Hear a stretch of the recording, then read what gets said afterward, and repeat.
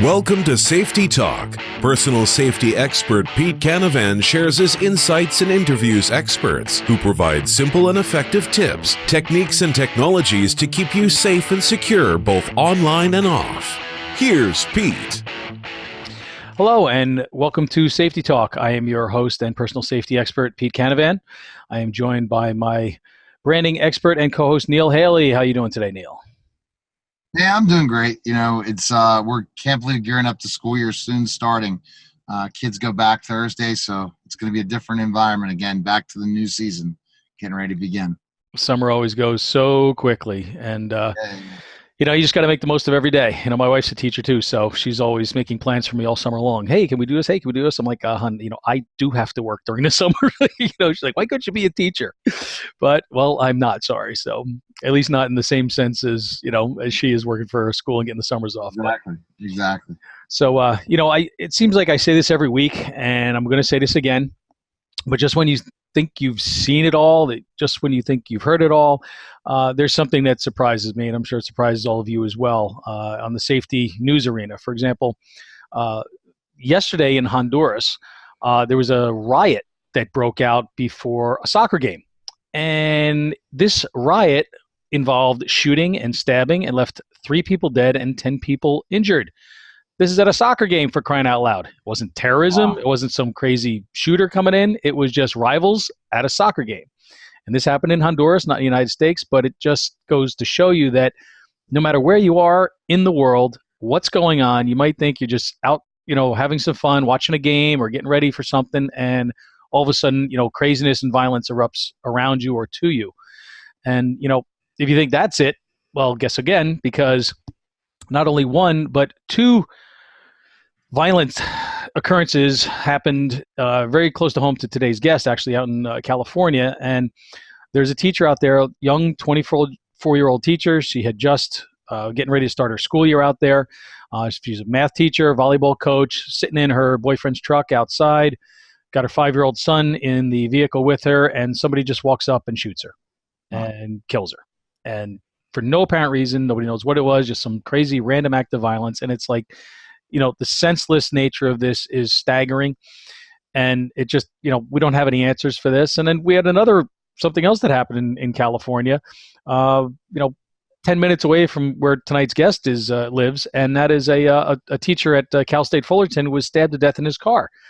It's like unbelievable, these things that happen to us and around us. And we all think, oh my God, it's never going to happen to me, but every day that goes by, I think each one of us gets a little bit more of a sense that, what, these things could happen to me. And so the questions pile up, the answers elude us.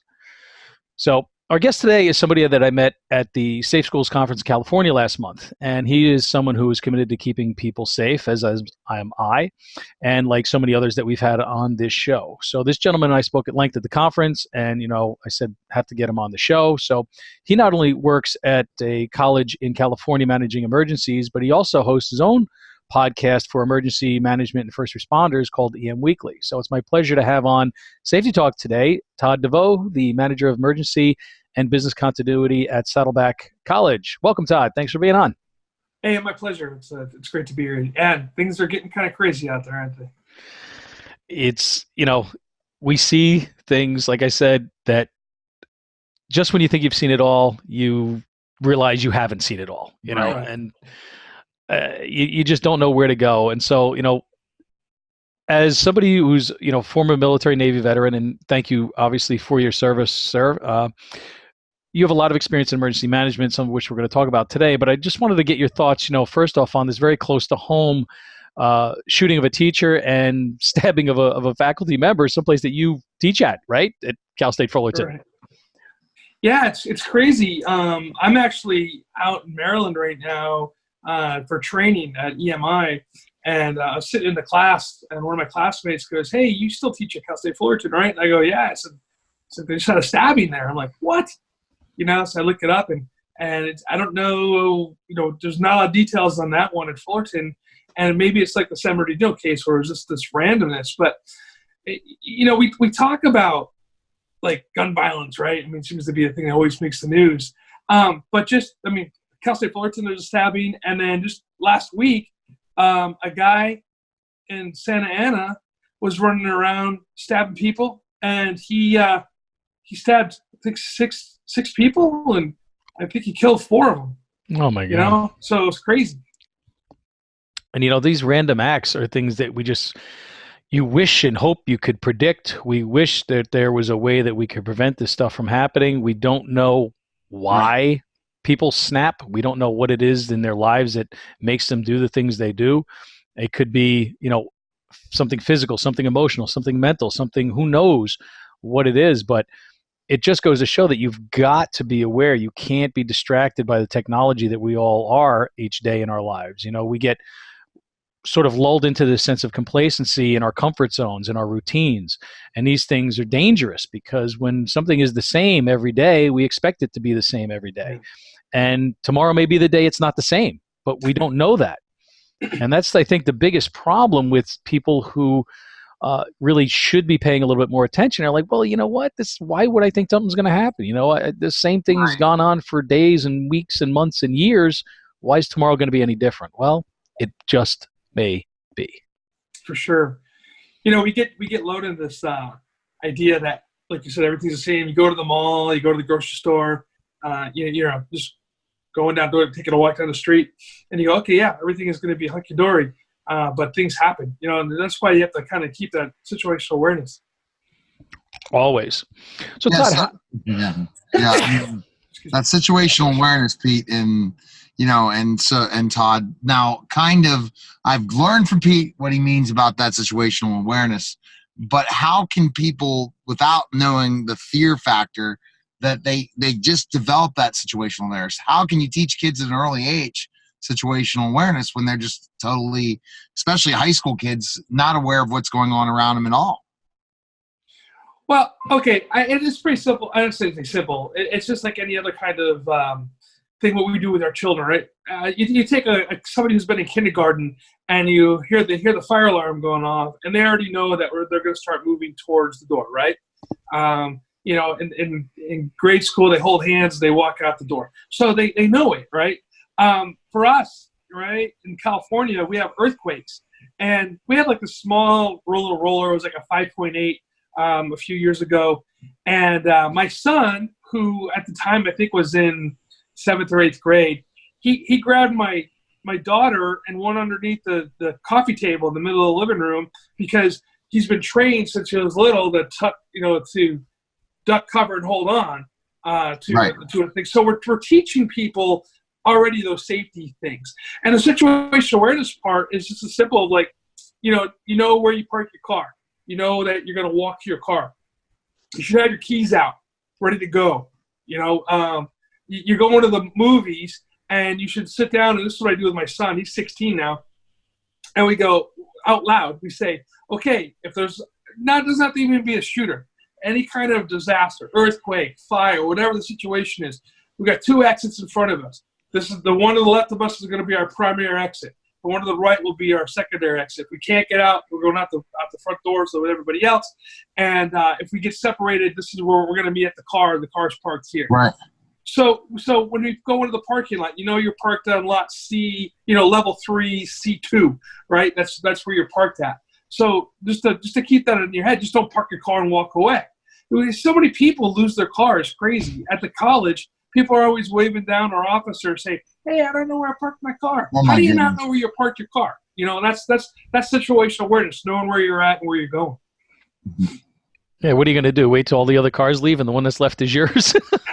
It's like, what was the plan, Right. What I do is, like, if I'm going or I'm flying somewhere and I'm parking my car, I'll take a picture of the, C2, like you said, wherever you are, you take a picture of it. So that way, even if you do forget or you jot it down, you can go back and be like, oh, yeah, that's where I parked, especially if you're going away for somewhere for a while. But even in like a situation like you're talking about, you could be going to the movies, you could be going to the mall, you could be going anywhere. Remember where you parked your car. And I think we've all done it, even just running to the grocery store. Right. You run into the grocery store and you come out and you go, oh, where did I park? And it's even worse if you borrow the wife's car, right? And it's like, I'm looking for the wrong car. So we've done that. I mean, even with technology, you could pin your car now with Apple phone. just pin your location. There it is, and you could go back to it by putting your Apple Maps on, your Google Maps, and you could get yourself back to your car that way. And there's so much stuff that we carry with us today, but it's just, again, it's taking the people and saying, okay, this kind of goes back to the root of the question, is now we got to teach people to get out of the normalcy bias of this is going to be a normal day, right? And Amanda Ripley wrote this book called Surviving the Unthinkable, right? Or no, The Unthinkable, Surviving Death. I'm sorry, Amanda Ripley, if you're listening to this because I'm screwing your book up. Close. But it's Surviving the Unthinkable. And she went through and she looked at all of these disasters, airplane crashes, hotel fires, things like this. And she went and she covered them as a Time magazine reporter. And she saw that there was some sort of connection between or commonality between those who survived those events. So she started doing research on them, and she found simple things like taking out the pamphlet out of the back of your airplane seat and taking a look at it and realizing, looking back and forth to find out where those exits are compared to where you're sitting, right? And listening to the little demonstration that they do about your seatbelts. And so what it does is it puts your mindset into, if something happens, I already have a plan, and I could follow that plan. And those are the people who survive. And how many people on a plane have their headphones in, or they're looking at their phone, they're not listening? Yeah, maybe you've heard it 100 times before, but every seat in every plane is different. Every plane is different. The exits are different. They might be in a different row. Like you said, it makes perfect sense to make it a habit to simply notice things like the exits and to give yourself a sort of little what-if scenario in your head, So, Right. Todd, how'd you get started in emergency management? That's a good story. So I got out of the Navy, and my goal in life at that time was to go into fire, right? And so I actually took the test for LA County Fire Department. I was there on a hiring freeze at one time, so it was a little longer than the normal. And then, so I was looking to get into something, and I was working as a private paramedic. And as I was working for a private paramedic, one of my jobs I had to do was medical logistics for large-scale fires, because we happen to have a lot of those in California. So, oddly enough, I kind of fell in love with the idea of emergency management, and I applied for a few jobs here and there. And I actually applied for the City of Dana Point's job, and I took the LA County Fire job, and I got a job offer from LA County Fire Department. I was going through the backgrounds. They actually had me coming in, fit my uniform, all that kind of stuff. I was ready to go. And the job offer that came from Dana Point at the same exact time. My wife and I had a decision to make, and we sat there and talked about it. And I decided, you know what, this is kind of what I really want to do. My passion is more on emergency management than fighting fire, right? And my goal was to get in the fire department, work my way up to emergency management, right? In this case, I was able to go right to where I wanted to be. And the pay was about the same, about equal. So I didn't take a pay cut or anything like that by going the other direction. So that was in 2005 when I moved into emergency management, and haven't looked back since. So that's awesome. It was one of those crossroads, right? And you figure out, what would I rather do? Because the pay was equal. I was like, what job would I like better? And probably a little bit, I don't know, might be more risk, might be less risk. And, but as a fireman, I mean, you're charging into burning buildings. I mean, I think that's a little bit higher risk than just about any other job out there. So, right. Coming from the military, I mean, that's, risky too, obviously, but, it takes a certain kind of, person to be able to do that. And I know some firemen, and it's an amazing job, and we obviously need people like that. So, but you're doing a heck of a job now, because now you're doing a bunch of things. So you're also working at, as I said in the beginning, Saddleback College. And so you teach emergency management there, correct? No. I am the emergency manager at Saddleback College. Okay. Right. So in that position, what would you say is the most challenging aspect when dealing with both the staff and the students, et cetera? There's probably a few things, but maybe we can narrow it down. So let me kind of go back a little bit, just kind of give you an idea. So I started out, I was working as a city emergency manager, and then I went to the City of Seal Beach Police Department, working there in Homeland Security and emergency management over there. And so each place has its own challenges, right? Right. And the challenges and some of them are similar, right? So the challenges at Seal Beach was always funding. Like, how do we get money for this? It's easy when you go in front and you do, for crime, you go, okay, this crime is happening, fund this, we can stop crime. And then you go, oh, there's this deficiency with the fire department, fund this, and we're going to put fires out or save lives, medically speaking. With emergency management, now you're convincing people to spend money, when I say people, city council members, to spend money on something that may never happen in their tenure at city council or in their lifetime, right? We talk about the big one, right? The big earthquake. We haven't had the big earthquake, even that 7.1 that we had up by China Lake, right? Which is mostly closer to, actually closer to Yosemite than it is to LA, right? So you have that there, the large earthquake. Everybody felt it on July 4th, right? If you could, you had to. It was unbelievable, right? It was felt like a 4 or something by us, right? Large earthquake. It didn't do a lot of damage, right? So if you're talking about that one-off earthquake that might occur, it's not like the Gulf Coast where every year you're going to get a hurricane, right? For sure you're going to get a hurricane, right? So everybody knows you got to prepare for the hurricane. It's not like in the Midwest where we know we're going to get tornadoes, right? Right. So those are going to occur, right? You're here in the middle of California. It's Mediterranean weather. It's beautiful beaches. Nothing really occurs outside of fires. So now you're trying to do this.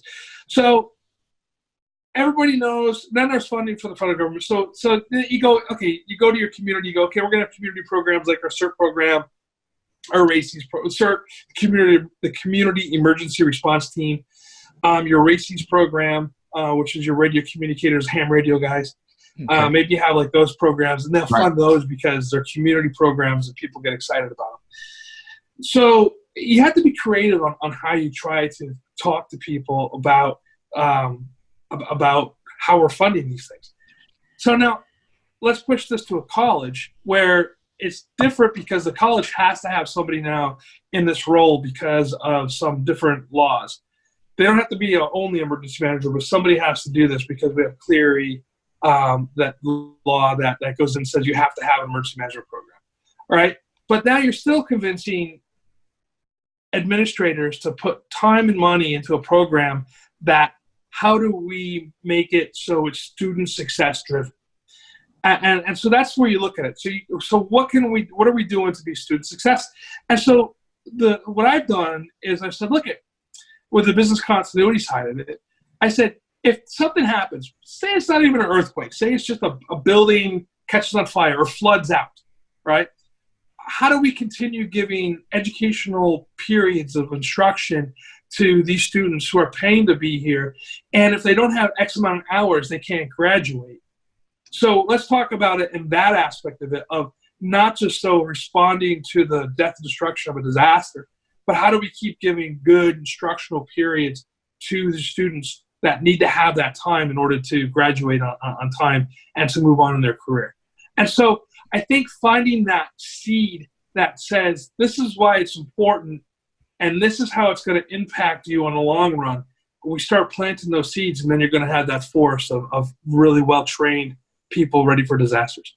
And then when you think about ready for disasters, it's not just the emergency management team, it's everybody else. And I don't know what's happening with the way things have changed. I remember I was trained in first aid. I was trained in specific CPR, things like that. What are you seeing about the people that are not part of the emergency management team willing to jump in when there's a disaster?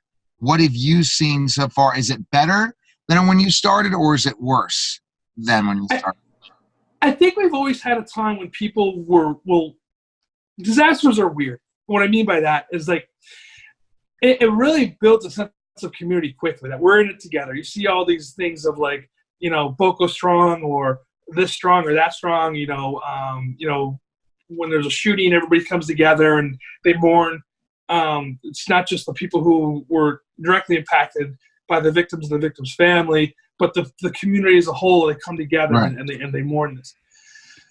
So I think that's always been there. I think where we have the issue is that getting people that are trained prior to an event has been challenging, because people don't have time, because they got soccer practice for their kids and they got this and that. And so you hand them a pamphlet and say, here you go, be prepared. And they go, yeah, thank you. This is great information. They put it in their pocket, and then they get to the house and it goes into the circular file, or if you're lucky, they slap it onto the refrigerator for 6-8 months, and then it goes into the circular file. So how do we get them engaged? And that's actually conversation that we had today here at EMI, and how do we message that, the idea of preparedness. The shows like Doomsday Preppers, things like this, have made it to where people go, oh, if you're a preparedness person, you're kind of on the fringe. How do we make that mainstream? And that's the biggest challenge for that. Now, you have, the federal government, has all kinds of disaster preparedness plans, and they plan for alien attacks. They plan for nuclear holocaust. They plan for everything, Right. So if the federal government is planning for this, don't you think it's a good idea that you should, right? And I think people have to realize that, yeah, okay, you're busy, you've got soccer practice, you've got a home to run, you got bills to pay, but none of that will matter if you don't survive an event, whether it's weather-related or man-made, disaster, if you don't know how to respond to it. And getting, I think, that conversation started with people, it's very uncomfortable. I know, I'm sure you've had that conversation with a lot of people. I know I have, that you bring it up, and they're like, well, I don't know where to start. I don't know what to do. Like, how do I even begin this? And I say, you just start somewhere. You start with knowing, okay, if this event were to occur, then I could do this, or I could go here, whether it's like an earthquake or a fire or a flood or something like that. If you're going to evacuate, we live near a river here that's historically flooded bad. And so everybody around here should have a flood preparedness plan. Do you think they do? Sure. Of course not. Right. So, and then of course you get the scenarios too where people cry wolf. It's like, oh, it almost flooded, but it didn't. And then the next time it happens, oh, it almost flooded and it didn't. So after a while, people get anesthetized to it. So they're like, you know what? It's not going to happen. And then they forget about it, and now they ignore it. And I think that's the biggest problem, because the minute that happens, you have now become so vulnerable. Because now it's like Murphy's Law, right? Something's going to happen just because you said that. And that's a sad thing, because it only takes a little bit of time, a little bit of knowledge to begin that preparedness journey. And it doesn't make you a kook. It doesn't make you a whack. It doesn't make you somebody who's on the fringe. It actually makes you smarter, more prepared, and less stressed, because now you know what to do if something happens. Well, what's crazy is the Superstorm Sandy is a good example, right?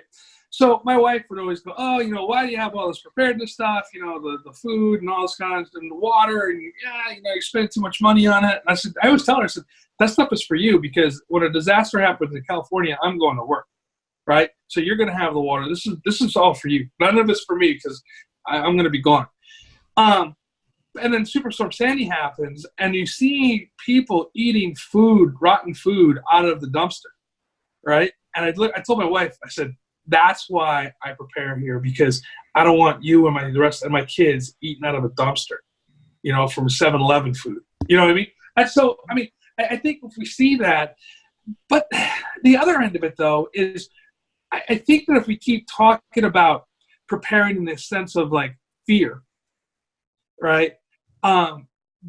Do you shut that off too? Because then, like you're saying, you're just overwhelmed. You're like, I just put my hands up. I don't know what to do. I'm afraid. I'm just gonna wait for the cavalry to come run in to feed me. And so I think that's the double-edged sword that we have is how do we message that? And like I said, we had a great conversation today about that with one of the instructors over here at EMI, and her name is Anne Marie Jones. And she was talking about the fact that how do we message that to where it's more of a positive thing, it's instead of the negative. It's not that you're preparing for death and destruction, right? But you're preparing, like you said, for the ease of mind. It's like having car insurance, right? Sure. If you have car insurance, you never want to use it, but with the time that you get in a traffic collision or whatever, you're like, I got insurance, it's going to cover it, not stressed. And I think that's a big part of it is you do the preparation for the what if as if it's everything else, like the fire drills in school with the kids or the car insurance that you're buying, or if you're in an area that is prone to some sort of natural disasters, like you said, like out west with the tornadoes or fires in California or earthquakes or floods here in Pennsylvania, it doesn't matter where you live, there are certain risks. Some risks we can prepare for. Other risks that might be of a global nature you might have nothing to do about, but nobody's worried about preparing for an asteroid that's going to hit. Because if it happens, we're all toast and it won't matter. Right. But for everything else besides that, right, there needs to be some plan that says, okay, I've got some things stockpiled up. I've got some food. I've got some water. I have a plan where I know where I'm going to go if there is some sort of event that occurs on that side of it, right? On the natural disaster sort of side. But now you also have to look at the man-made side of things. Okay. So what is going to have, what am I going to do if an active shooter comes in, or an active killer, whatever you want to call it, right? And somebody comes into my place of work and there's workplace violence there. Some employee comes in, he's all mad or she's all mad because they were fired, and they come back the next day because we forgot to get their swipe from them, and they walk through with, weapons and they start to wreak some destruction. Do you think about that? Most people don't, but yet it should be in the back of your mind. You know what? If somebody's fired and they come back here, what am I going to do? Where am I going to hide? Where am I going to go to? How can I protect myself? Where am I going to lock myself in? Is there someplace I can go? And ask yourself these things, and you're not being paranoid. You're simply giving yourself the knowledge to be prepared for that scenario if and when it were to occur. Simply stated, right? Right. I mean, I responded to an active shooter where the guy, it was domestic violence, basically. The guy was divorced. They were going back and forth through a really bad child thing, who's going to have the kid. So he goes into the salon where she works and shoots up the place, right? Shot 9 people, killed 8 of them. Wow. It was terrible, right? And it was a domestic violence thing. And you don't know who your coworkers having issues with, And there was this other story where for the company who I worked for, this guy goes to the headquarters looking for his girlfriend or ex or wife or whatever she is. I forget what the relationship was. And she wasn't there. She called off sick.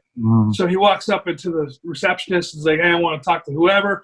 The receptionist says, I'm sorry, she's not here. He goes, okay, thank you very much. He leaves and he goes to her house and kills her. Oh. I mean, that could have been another workplace violence thing, right? Absolutely. Right. So you've seen this firsthand. You've had to investigate these after these happen. Wow. Well, you're a police officer too, right? I work for the police department, yes.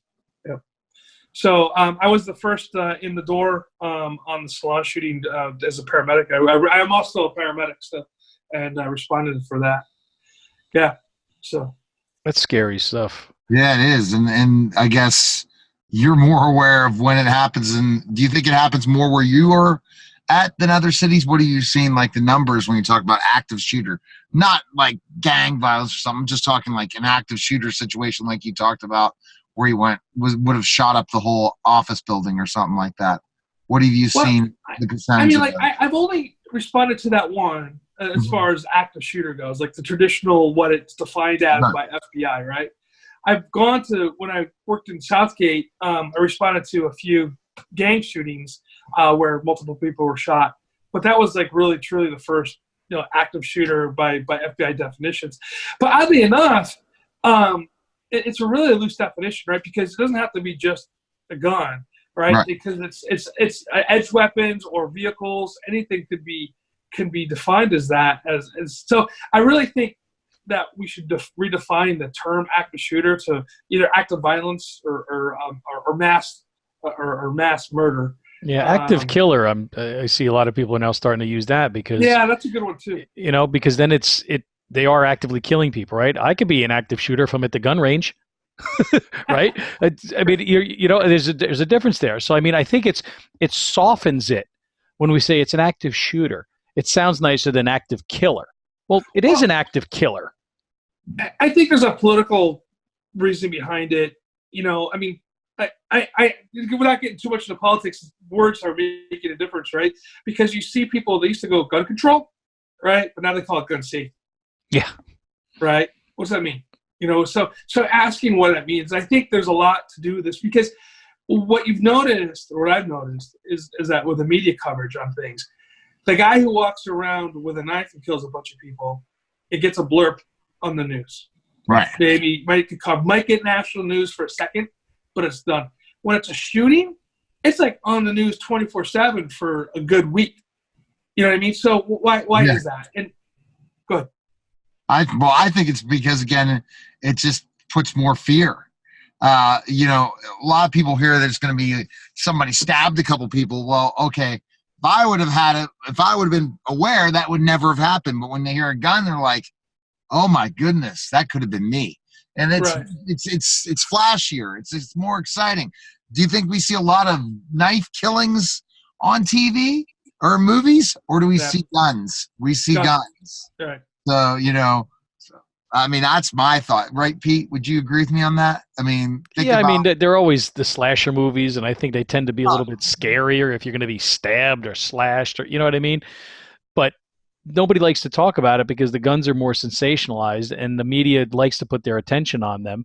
And okay, there are some good things and there are some bad things about firearms. I mean, but every responsible gun owner knows that they're the safest person out there because they understand the deadly force that they have control over. When you have someone who is not mature, that doesn't have the training, doesn't have the respect for the weapon, they look at it, I think, sometimes as a vehicle to accomplish a certain goal that they have, whether it's to punish somebody, hurt somebody, get their 15 minutes of fame, or to take their own life at some point to sort of rob the families or the victims' families or anybody else of their ability to, obtain justice. So there are so many different layers and reasons for it that, I mean, we could debate it till the end of time, but the bottom line is there are a lot of reasons why people do things, and then there are probably some people that do things and there's no reason. I mean, it's just right. And going back on that, I mean, with the schools specifically now, I'm going to shift gears here for a second. Mm-hmm. We have people that are recognizing, and you hear all these things. Oh, I knew this guy did this stuff, and did this stuff at school. It was really weird, but I didn't want to say anything. I didn't want to be the narc. Teachers don't want to suspend students because they're afraid that they want them to be, oh, I feel sorry for them. They're misunderstood. I don't want to suspend them. I don't want to put them through. And so we hear all these things about these students that have done acts of violence. None of them have ever been out of the blue. You never heard like, what? That guy? Never. And so it's like, no. It's like, oh yeah, that guy was weird. That guy had issues. Not like I never thought this person would do it. That just doesn't happen with kids. The kids shooting. Right. No. There's usually red flags that are ignored or missed, or like you said, Todd, like serial killers. I never thought that person. Yeah. Well, and sometimes it is. Ted Bundy. Okay. Right. Well, we'll say Ted Bundy got us all. Fooled everybody. So tell us a little bit about, because one of the things you deal with is the business continuity side of things, right? And I think a lot of businesses, people, that own a business, run a business, or in a business, managers, et cetera, they know that it is very important to try and get back to whatever their business happens to be after some sort of event. It could be natural disaster, man-made disaster, whatever. So maybe you could tell us a little bit more about the business continuity side of things, and then, sort of maybe what you do at the college, and then how maybe that can apply to other people's businesses and help them prepare.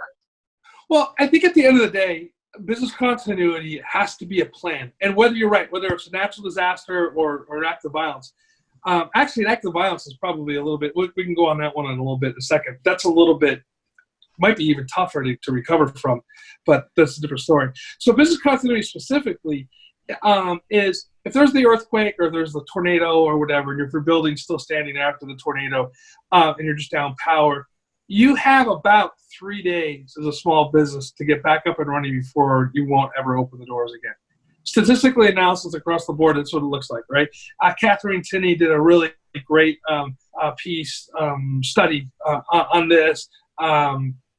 Drucker did a study on all these. There's great studies out there if you want to look them up about why this is. And basically, what it is if it's the ice cream store is like the one I like to talk about. It's number one. I like ice cream, and who doesn't like ice cream, right? But your product nuts, right?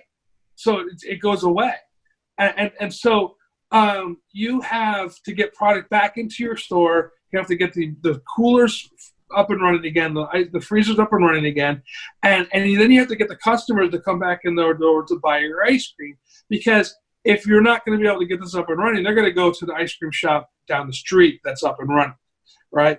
And so it's really important to have, if you can't go to your business, where can you move that to? Do you have contracts with equipment vendors that are down the street that you can say, hey, can I loan this? Can I borrow this till I get my insurance payments done? Vendors that you've been using for a long time, will probably help you out because they need your business to be running to make money as well. And it was Santa Cruz, who they actually created a tent city after the Loma Prieta earthquake, a tent business district, where they got power and stuff in there. So the ice cream guy could have moved his coolers down or his freezers down into the tent while his building was being fixed to still serve ice cream. The people who are impacted the most specifically by disasters as far as business goes is minority women-owned businesses, right? I'm going to ask you, why do you think it's minority women-owned businesses? What business do you think that they mostly run? Salons. Right there, right? So nail salons, hair salons, right? That type of thing. If they're not up and running, women need to have their hair cut, right? If they don't go once a month or whatever the deal is, you know how women are, right? And no offense to women out there, because you have more hair than I do. Yeah, I need this cut every 3 weeks, man. Right. Yeah. You know what I'm saying, right? You know what I mean? So if you can't get in there to get your hair done and get your nails done, you're going to have to go find another person to do it. And they tend to go with that person. So it's interesting to see that. So so you should have a written plan about what are you going to do, right? What do you need? What do you need to run your business? Do you need a computer? Do you need a cash register? Do you need a slider for your cards now, right? Because you could do that on your phone. Yep. If you got PayPal or Square, those things like this, have that. Even if that's not your main way of doing your business, have as a backup. It doesn't cost you money. No, right? That's a really good point, because I think a lot of businesses, they don't look at it that way. They think, I'll get back to business in my business, when I can, without looking at how can I get back to doing what I need to do as quickly as possible, even if it means moving my location temporarily or leaning on some other people that may even be my competitors or others in the area. And it's a really good idea. And I appreciate even you saying that, because it's I'm sure giving a lot of people ideas to say, well, you know what? Okay, maybe, my ice cream shop is down, but, yours isn't. Can I put my inventory in your coolers until I get, electricity that's supposed to come back on in 3 days or something, Right. and I'll be happy to do the same for you if something ever happens. And so you have a little bit of that, I'll help you, we scratch each other's back if there's a problem. And that's a really smart way to look at it, because things happen, bottom line. Right, and you're part of your chamber of commerce most likely if you're a small businessman, so you have those relationships already, and maybe you're not putting it in, maybe Todd's ice cream isn't going to Pete's ice cream, but you know what? There's the McDonald's down the street that has freezers that might be able to help me out for a small period of time. You know what I mean? And build those relationships, beforehand, because at the end of the day, it's about bringing that community. Now, as a city, right, it behooves you to help small businesses do this, because that's your tax base, right? Every small business that closes down, that's tax money that's coming out of your coffers, right? The Targets, the Walmarts, the Lowe's, the Home Depots, they're fine. They have business continuity plans, right? They have big trucks that will come in and do things for them, right? They have teams that will fly in from different parts of the country to put the store back together, right? Yeah, most mom and pops or small businesses don't have that luxury. They don't have the resources. Right. They don't have the plan. No. And so that's why it's so imperative to have that plan. Even if you never have to use it, hey, so what? Have the plan and establish those relationships ahead of time, which is a smart move. Like you said, especially for a community, if you lose those businesses, you're now losing tax dollars. That's going to now impact the rest of the community. So everybody should be wanting to help themselves just to ensure that your taxes don't go up and my taxes don't go up when that one goes out of business. So, of course, for many other reasons, but that's one that probably the town would respond to probably more quickly than anything else. Right.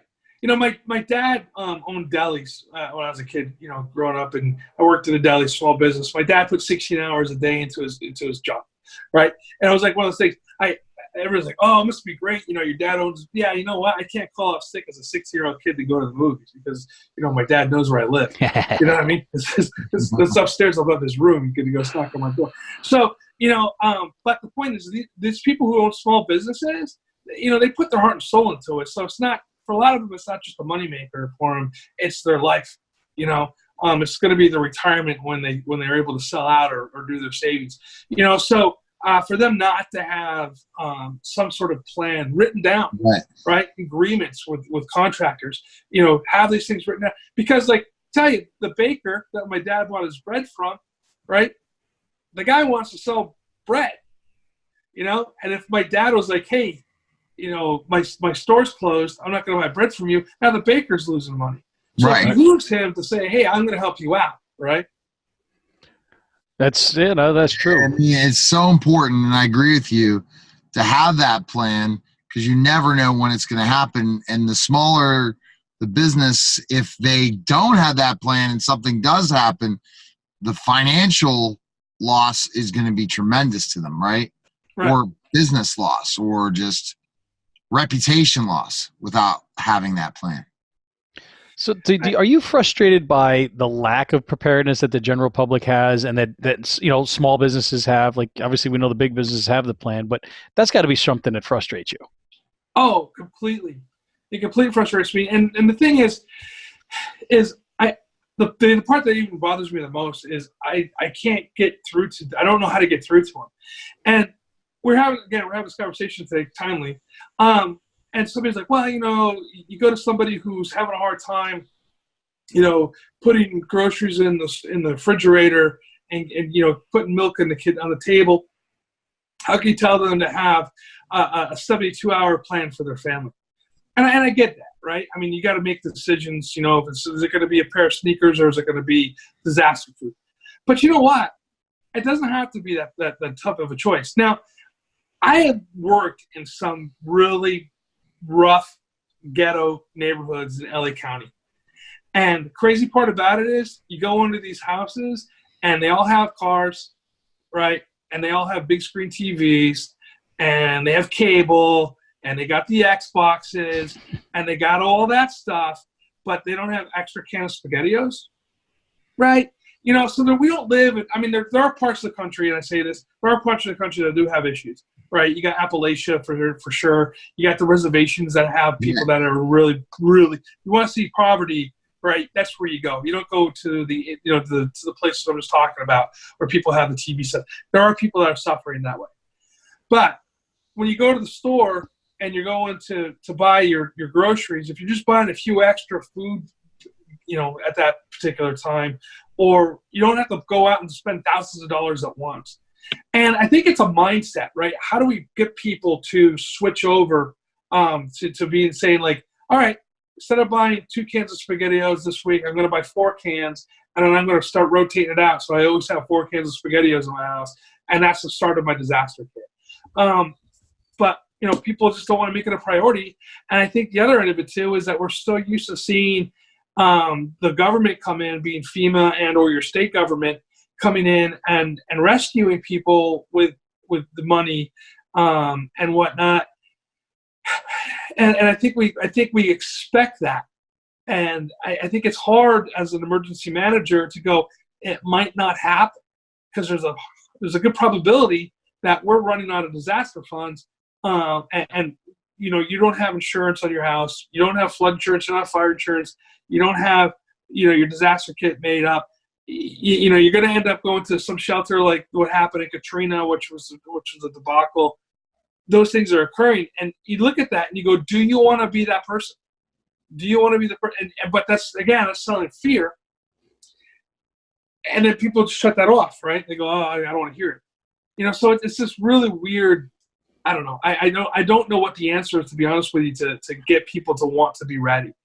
I think it's just that it has to happen next door to them for them to become ready. Yeah, absolutely. But it's also amazing, like even like sometimes like in these areas where there is this, some sort of disaster, and I tell you, okay, don't drink the water unless you boil it. People don't boil the water. They go to the water truck or they go get the bottled water. It's like you could boil your water and then you could drink it and use it. And how many people don't even want to do that? They think it's like too much of a hassle to even boil the water. They're going to stand in line for 3 hours to get a case of water. You could have boiled 3 cases of water in that period of time. You know what I mean? So I think there's a combination of factors. There is I don't know where to get started. There is it's never going to happen to me. Right. And there's the complacency, or even, should I say, the laziness factor, where people just they can't be bothered. It's like, it's not going to happen. And so there's a multitude of things, and of course it all starts with education, right? They have to understand that these things don't have to become so overwhelming. Like you said, Todd, you don't have to spend thousands of dollars at once. You buy one extra thing when you go to the store, or you make sure you have some extra batteries for your flashlights. You don't or for your radio. So if something happens, electricity goes out, you can at least have a battery powered radio to listen to what's happening. So it's very, very little things that people can do, but if they're consistent with them over the period of time, it can end up making, huge strides. I mean, for somebody like yourself, for me, we're very familiar with survival, disaster recovery, emergency management. What can we do? So we've taken upon ourselves to do things like stockpile certain, supplies, but we didn't do it overnight. It took time. And people need to understand that. Okay, we understand it can be overwhelming, but there are certain things that if you chip away at the stone, you're going to be much better off than your neighbor who hasn't done a thing, and if they come knocking on your door, what are you going to do? It's like, hey, go away. I have nothing either. So I guess that's what people can really do to be better prepared, in my opinion. I mean, no, you're absolutely right, and I think also starting with the kids, with preparedness programs at schools. There's a guy, his name Ryan Akers, and I interviewed him on my podcast, and he started a program called My PI, right? And it's about my being personal preparedness initiative is what it stands for. Mm-hmm. And he is going to the high schools and creating these My PI clubs. He was through Mississippi. That's where he's out of. And Mississippi State is the college where he teaches. And that's where it runs. And they're running this out of the extension program. So you're looking at like your 4-H type programs or your Future Farmers programs that are that we got behind it. And there's grant money out there for schools to start these My PI programs. And he's saying, look, you get to the high school kids, you have them get interested in preparedness and bring it home to the family. I say let's take that one step further and get into your elementary schools and into your to your junior highs. And in California, we do that with our earthquake stuff, right? Be prepared for earthquake, drop the cover and hold on. Those programs there. Get them understanding these kids. And my daughter, she since she was little. Now, it's not just because she's my daughter, right? Because I don't really talk about this all day at home. I'm not like just yip-yapping about disaster preparedness at home. I'm like watching baseball and football and everything else like any other American, right? And so when she gets this, and she knows about earthquake preparedness, right? She's going into first grade. She just started first grade this year. She already knows earthquake. She at school. They have a earthquake preparedness kit that they bring. They bring extra clothes, some water, some snacks. They have to bring that to school and have it in their cubby. And she'll tell me, "There's my earthquake preparedness kit, Dad. This is what I'm putting in it." Okay, great, right? So that's awesome. That age, and that's where we got to start at that age and bring it up. There was a cartoon that was on Disney had it on. It was called Lou and Lou Safety Patrol. Right? Disney knows, right? They're going to talk to kids. Right? Lou and Lou Safety Patrol, these two little twins that run around, and they would like put like a cone on top of this kid's head that wasn't wearing a helmet on his bicycle, things like that. So we got to get to the kids, I think, is really where it starts, and have them shame their parents, for lack of a better term, for not having, kids. I mean, think about seatbelts.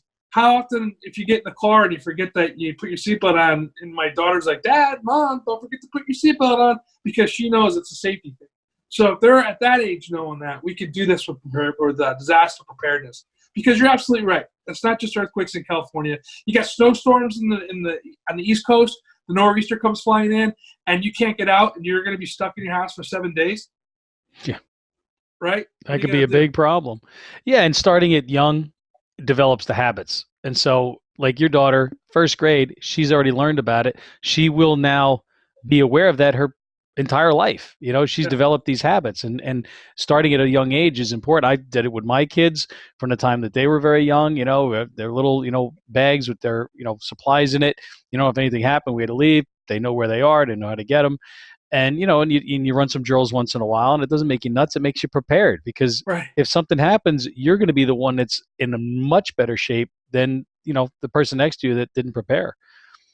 So, well, we're real quick, the other thing too is make sure you have all your documents, your important documents, scan them. Everybody probably, I shouldn't say everybody, majority of us probably have a scanner at home or have a friend that has a scanner. Those jump drives that used to be really expensive, 250 or 2,500 or 250 gigs, right? They used to be super expensive. Now they give them away, right? Get one of those jump drives, scan your license on there, scan your passports, your documents, your insurance papers, and you get one of those. And you keep it in a go bag. Maybe do a couple versions of it. Have your wife keep it in her purse or whatever. And so when the crap hits the fan and your house burns down, you go, no, here it is. I got all my documents right here. It's cheap. People give these things away at trade shows now. My son has like 4 of them that he gets every time he goes to school to give him a new one. They're inexpensive. You get, I think, like $16 now for this thing. So buy one, put the stuff on there. Just have it ready to go. No, that's good advice, because, losing a lot of those important papers and then trying to go to your insurance company and be like, well, yeah, I have my insurance. They're like, okay, where's the documents? Like, it got burned up, or it's in the flood, or it's in the river, and now you got to jump through all those hoops, and just taking a little bit of time. And it doesn't have to take a lot of time. How long is it going to take you to scan 20, 30, 40 things? Not a whole lot of time. It'll take you a couple hours in an afternoon on a Saturday, and it's done, and you don't have to worry about it. And you update it once a year or something when you're, the new, policy comes through or something, or when you get a new car, or if it's a car insurance or whatever. And you know what? You don't even have to have it on the jump drive. If you think about it, if you have Google, you just throw it on your Google Documents or Dropbox or, any of those file share things that are free. Yep. Just put it up there. That's in the cloud. So no matter where you go, you can get it. So that's just my little advice. No, I appreciate that. We're cranking through here, almost at the end. Todd, do you have any last thoughts for our audience? I do appreciate your time today. Thanks for having me on the show. I think preparedness, whether it's for disasters or if it's for reactive violence, it has to become a lifestyle. It's not just a one-day thing and it's over. Keep your head in a swivel, because there's violent people out there, whether it's extremists or whether it's just a crazy person, with a knife. That's right. So stay safe, everybody. And it's true, and it's scary. We started to show off with a couple of crazy stories because you just don't know what's going to happen. You can be out and about anywhere these days. And so we really thank you for being on Safety Talk, Todd. I do, if anybody's interested in downloading a free cheat sheet on the 6 top strategies for staying safe at college, you can go download that at guidetocollegesafety.com, free for anybody. And again, thanks for being on Safety Talk, Todd. Really appreciate your time and expertise. Appreciate it. Thanks to all of our listeners for tuning in. You can always get more information at our safetytalkpodcast.com site. Find us on YouTube at safetytalkvideos.com. We'll take you right there. So until next time, everybody, stay safe.